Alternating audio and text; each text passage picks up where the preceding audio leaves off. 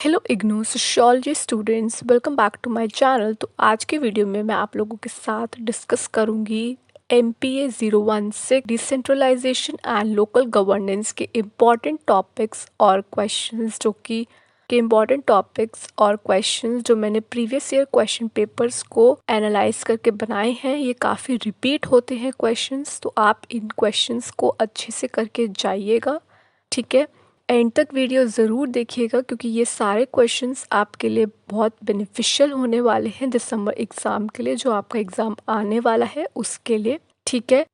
Also मैं ये कहूँगी ये जो पेपर है ना, ये काफ़ी इजी पेपर है। आप इसको अच्छे से कर सकते हैं। अगर आप थोड़ा सा अच्छे से फोकस होके चीज़ों को पढ़ें तो आप ज़रूर इसको अच्छे से समझ पाएंगे। ये बहुत ही इजी पेपर है। इसमें जो चीज़ें हैं वो जनरली आपको पता होती है, ठीक है।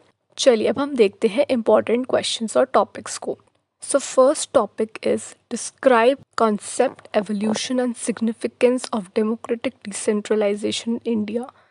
इस क्वेश्चन में आपको बताना है, प्रॉपर आपको एक्सप्लेन करना है कि कंसेप्ट क्या है, एवोल्यूशन क्या है और सिग्निफिकेंस क्या है डेमोक्रेटिक डिसेंट्रलाइजेशन इंडिया में।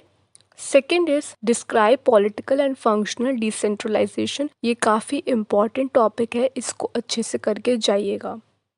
Third topic is highlight the issues in micro level planning. जो इश्यूज माइक्रो लेवल प्लानिंग में होती है, माइक्रो लेवल प्लानिंग करते समय होती हैं, उन इश्यूज को आप इस क्वेश्चन में डिस्कस करेंगे।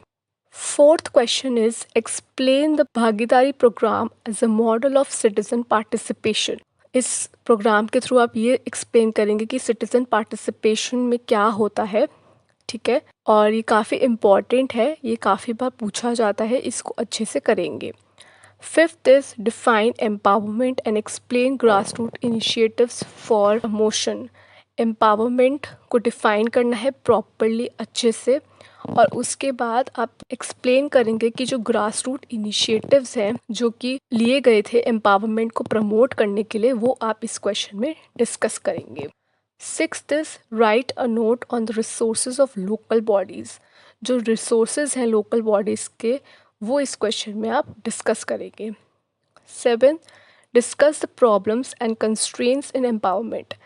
ये जैसे हमने बताया अभी फिफ्थ क्वेश्चन में हमने देखा कि आपको डिफाइन करना है एम्पावरमेंट को और ग्रास रूट इनिशिएटिव्स ने कैसे उसको प्रमोट करता है। और सेवेंथ क्वेश्चन में है, उसी से रिलेटेड है वैसे, कि जो प्रॉब्लम्स और कंस्ट्रेंट्स आते हैं एम्पावरमेंट में, वो आप इस क्वेश्चन में डिस्कस करेंगे। ये दोनों भी एक साथ आ सकते हैं, ठीक है। Eighth question is assess the actual devolution of powers and functions to Panchayati Raj institutions. What are the challenges? तो इस क्वेश्चन में आप स्ट्रक्चर्स भी आता है, आपको स्ट्रक्चर्स बताएं powers and functions to panchayati raj institutions, और उसमें चैलेंजेस क्या फेस होते हैं वो भी आप इस क्वेश्चन में डिस्कस करेंगे। Ninth is examine the state of sustainable development in urban and rural areas और constraints and challenges to the sustainable development. जो सस्टेनेबल डेवलपमेंट रूरल और अर्बन एरियाज़ में होती है उस चीज़ को आप एक्सप्लेन करेंगे, और उसमें जो कंस्ट्रेंट्स और चैलेंजेस जो फेस होता है वो आप इस क्वेश्चन में डिस्कस करेंगे। Tenth, explain the socio economic component of decentralisation and briefly highlight measures to strengthen it. जो सोशो इकोनॉमिक कॉम्पोनेंट है डिसेंट्रलाइजेशन का, उसको आप और मेजर्स क्या है उसको स्ट्रेंथन करने के लिए, उसको बढ़ाने के लिए। Lastly, nature of partnership between local authorities and special purpose agencies in agricultural sector और एजुकेशन सेक्टर।